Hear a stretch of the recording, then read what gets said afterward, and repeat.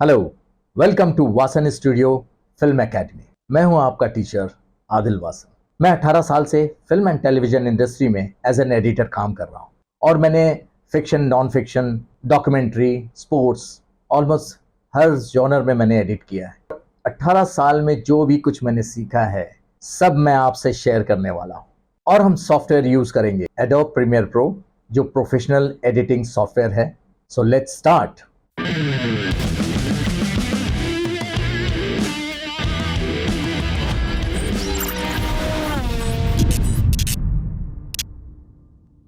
कहते हैं कि कुछ भी सीखने से पहले हमें उसकी हिस्ट्री जाननी ज़रूरी है। सो एडिटिंग की भी एक हिस्ट्री है। एडिटिंग किस तरह से शुरुआत हुई, किस तरह से डिफ़िकल्टीज से गुजरते हुए आज इस स्टेज पर पहुंची है कि बहुत ही एडवांस प्रोफेशनल एडिटिंग सॉफ्टवेयर से हम बहुत आसानी से एडिट कर पाते हैं। So let's start history of editing.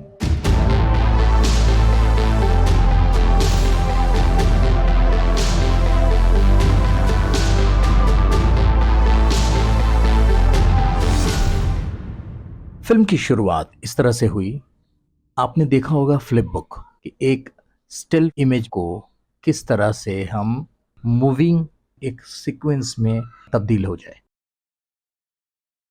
Still photograph अगर मूव करता हुआ दिख रहा है, दैट इज बहुत बड़ा अचीवमेंट था लोगों के लिए। पहले तो पिक्चर कैसे होती थी कि नॉर्मली एक कैमरा रख दिया और एक मोमेंट हम शूट कर लेते थे, बट उसमें फिर उन लोगों ने स्टोरी क्रिएट करना शुरू किया। जो पहली फिल्म बनी थी वो थी द ग्रेट ट्रेन रॉबरी, जिसमें एक स्टोरी क्रिएट करने की कोशिश की थी।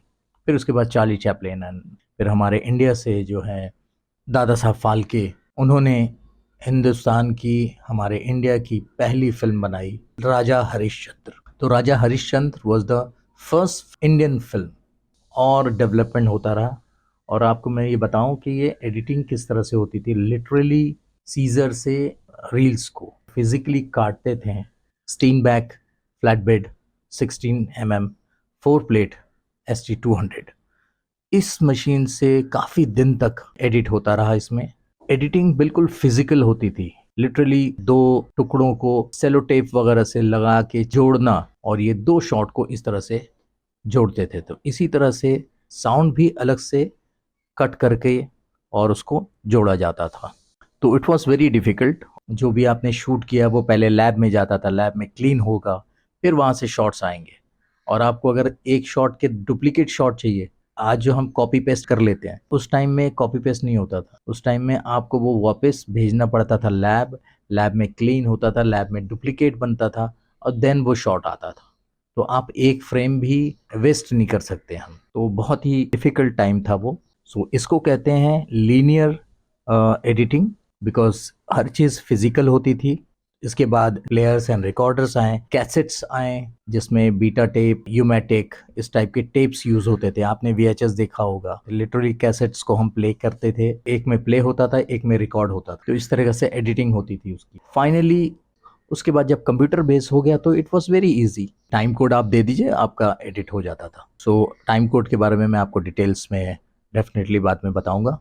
सो सबसे पहला सॉफ्टवेयर जो बना है वो एविड ने बनाया 1989 में। First non linear editing setup existence में आया, Avid one media composer. Maximum फिल्में इसमें एडिट होना शुरू हो गई। एप्पल ने फाइनल कट प्रो इंट्रोड्यूस किया, देन एडोब ने प्रीमियर प्रो इंट्रोड्यूस किया। तो आज जो मॉडर्न डे में प्रोफेशनली यूज़ करते हैं वो सॉफ्टवेयर प्रीमियर प्रो होता है, फाइनल कट प्रो होता है और Avid composer. Final cut pro थोड़ा सा एक्सपेंसिव हो जाता है, एविड थोड़ा एक्सपेंसिव हो जाता है, but premiere pro it's not that expensive और वो विंडो बेस्ड भी है। तो ये ज़्यादा पॉपुलर है एशियाज में। इस तरह से एडिटिंग लीनियर एडिटिंग से नॉन लीनियर में कन्वर्ट हो गई और आज हम जो यूज़ करते हैं software base non linear editing. Frame rates expressed in frames per second or FPS is the frequency rate at which consecutive image called frame appear on display। जो डिस्प्ले पे हमें इमेज अपीयर होता है वो particular एक sequence में एक second के अंदर कितने इमेजेस दिखाएंगे कि उसमें मूवमेंट दिखे और मूविंग इमेज में तब्दील हो जाए, that is called frame rates.